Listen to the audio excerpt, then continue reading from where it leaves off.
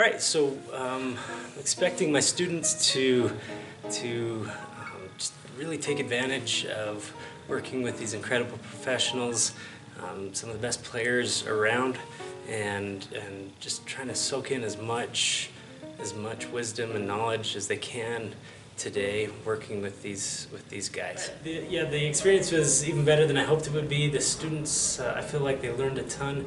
It was really great, especially for them to be able to ask questions of these guys and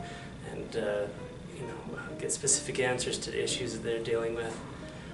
I would definitely recommend the directors come and participate in this here. This is an incredible opportunity working with these artists. I mean, everybody should be taking advantage of this.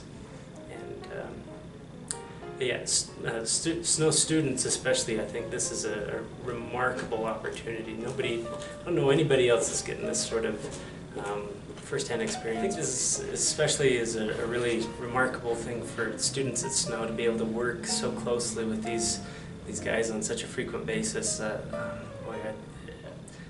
Any student, any serious music student in Utah ought to really be thinking about coming down to Snow so that they can get these sorts of opportunities. Yeah.